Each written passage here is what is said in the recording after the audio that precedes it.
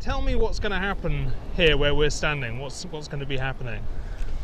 This is the site of probably the most controversial planning decision ever made in Northern Ireland. And we say that because very close to here we have the Giant's Causeway. This is our only World Heritage Site. There's 3 in Ireland. This is the only one in Northern Ireland, the only one there'll ever be. And that means it's probably the most special place we have here. And remarkably, and against all planning policies, the development was forced through, and I really mean forced through. This was a decision that upset many people in the local community, but also upset people internationally, because this beautiful wilderness will be turned into a manicured, sanitised holiday resort. They call it a golf development, a links course. I know that has huge significance to certain golfers in the world, but effectively this wilderness is gone, and unprotected wilderness, unprotected coastland is a very rare commodity in Northern Ireland. The other problem here is this has been an economic powerhouse. The Giant's Causeway itself is known right across the world. It's what the Northern Ireland Tourist Board has sold tourism for many years on. Come to Northern Ireland, see the Giant's Causeway. And even UNESCO, the governing body over this designation, has said this has to be halted. Internationally, this is going to damage your reputation. So Friends of the Earth and lots of other people are saying, even though it's got approval, this can still be stopped. Now, Dean, your background is planning. Just explain to me how on earth something like this can get planning permission. Well, first of all, the thing to note is that we're in an area of extremely strict planning control, probably one of the most strictest planning control areas in Northern Ireland, actually designed to protect the setting of the World Heritage Site. So the only way that, in essence, it can get planning is from the political interference in terms of the putting the priority on economic interests and weighing up those economic interests against what we will lose in terms of the natural heritage around the site. And unfortunately, when those two mix, very often, in fact usually always, it's the economic priorities that come out on top. And what does UNESCO have to say about this? Because this is a UNESCO protected site, as I understand it. Well, as I understand it, and there seems to be a bit of an argument as to whether or not UNESCO were ever involved in the first instance when the application was being determined. And I think maybe James, you might know a bit more on it in the sense that what I understand is that UNESCO came very late to the scene and are very unhappy about the proposal, and in fact have, if not threatened, are certainly making noises that there's the potential that they would remove the designation of World Heritage Site. Because it does seem to people like me, I mean, and we came across this in Dubrovnik when I was making the last film, that it has UNESCO protection, and people are kind of astounded that this kind of thing just can happen. I mean, can you talk a little bit about that? Yeah, the UNESCO designation was obviously so strong and so strict that no one ever would have thought that a development of this nature could ever get approved. And we always said, 3 miles away, no one really cares. There's no designations, there's no beautiful coastline, there's no very rare habitat. But something happened, and as Dean's alluded to, what happened really, and what happens all the time, probably not just in Northern Ireland, but right across the globe. When economic interests are pitted against environmental interests, which they should never be, we should always be working towards something called sustainable development, which balances everything. But when economic interests are pitted against these environmental interests always get trodden on, always get lost. And there was a really interesting thing happened the day the planning permission was announced. It was announced by Minister Atwood, the last Environment Minister, who happened to be probably the best Environment Minister we ever had. And that says a lot about how unfathomable this decision actually was. The developer got on the radio and said something to the effect, it was as if this site was designed to be a golf course. And in some respects, this is more challenging than just economic versus environment. It's about the language we use and the ethics we have about describing beautiful wild places. He didn't get it. Many people in the golfing fraternity didn't get it. Many people did, but many people didn't. Many people felt that this is trash land, this is derelict land, this is rubbish, this is not something to be prized and valued. And when I heard those comments from the developer, I thought this is a much deeper fundamental problem.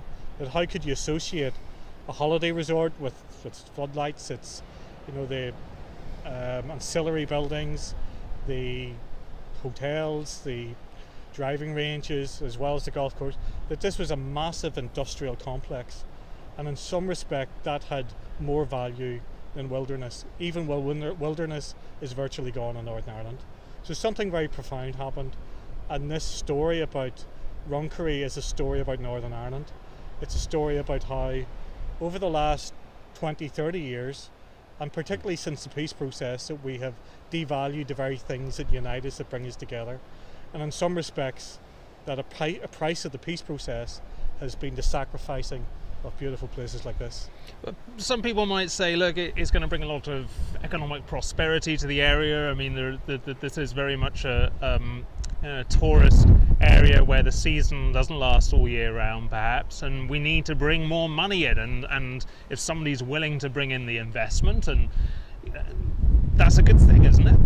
Yeah, and no one can argue with the fact that we need a strong, prosperous North Coast, a strong, prosperous, economically buoyant Northern Ireland. We all want that, but at what cost?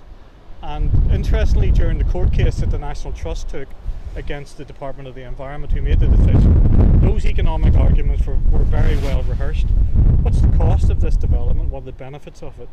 And it was by no means a clear-cut decision that here we have massive economic investment in tourism and sustainable tourism and protecting this place because of the very high numbers of people visit the Giant's Causeway every year. More people visit that attraction than any other attraction in Northern Ireland. It already is an economic micro hub for this community. So is that worth sacrificing for a golf development, which will probably only happen in the summer season anyway? No matter what golfers think about their beautiful game, the sun doesn't shine in the winter as well for them. And this could well be, like a lot of the holiday resorts in the villages around here, dead spaces in the winter. But the one thing about the Giant's Causeway, it attracts people every single day of the year. So already we have a very strong economy in this area, and we need to develop that, we need to improve it, not sacrifice and destroy it by something which would be a massive disbenefit to the community and to the economy. Is it designed to be very exclusive, gated? Is it? Yeah, inevitably. This type of £100 million, £100 million development is designed for the foreign wealthy golf tourist. And the interesting thing about golf in Northern Ireland, and I used to play golf when I was younger, not many games, but I actually managed to get a hole-in-one, believe it or not, is that it was a fairly classless sport. It is a fairly classless sport. There's golf courses in every community. There's hundreds across Northern Ireland. Some of the bigger ones, like the one in Fermanagh that hosted the G8, are the ones that are suffering from major economic implosions. It's the small-scale community, the ones that are serviced by their loyal followers, and golf is a very loyal following in Northern Ireland. People support their local golf club, and there was very much a concern that the other golf clubs in this area, which there are very many, and the need issue about this golf course was very well established by the developer, but it was questioned also by the other golf courses, that a lot of these people are feeling that this will suck in the high-spending international visitor for 2 or 3 months of the year and actually take away some of their income from these other fairly successful golf courses. So does this community, does this area need another golf course? And can it sustain that level of high-level North American injection of people flying in Learjets? And is that the type of tourism we want? That's the question for Northern Ireland. And Dean, the future in terms of fighting this proposal, which sounds as if you're going to continue to do, how will you do that? Because essentially it's been given the green light. It sounds like it's going to happen. You can appeal to people's conscience as well, in the sense that, fair enough, yes, it's been approved, but that doesn't necessarily mean to say that it'll go ahead. And in fact, the fact that it hasn't gone ahead and the fact that work hasn't started in the summer months would suggest that. And was it supposed to? Was it supposed to start? It was imminent. I think what is now being said that work will start by the end of the year. But who starts work on a golf course on a protected site coming into the winter when heavier rainfall, softer ground is likely to cause much more environmental harm and damage than carrying it out in dry conditions? So it hasn't happened as yet. Whether there's any doubt, or there certainly seems to be some doubt as to whether it will happen, but that in itself can build up a momentum amongst people to say, well, maybe we should be opposing this, maybe there isn't the demand, maybe there isn't the need for this, and therefore regenerate that enthusiasm that people lost after the decision was taken. And from a Friends of the Earth standpoint, what do you say, James, about the position of this development now? Do you think it's a foregone conclusion that it's going to happen, or what are your thoughts? Nothing surprises me as much as the tenacity of people to try and protect their communities here at the minute. We've seen it over fracking, we've seen it over incinerators in the northwest, that even though decisions can be made, the power of community to say we want a better alternative is always there.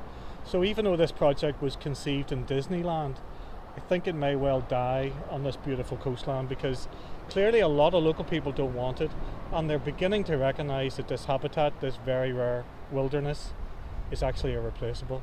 So we have to hope, and if we didn't hope, we wouldn't be doing our job. Good question. I have no idea, actually.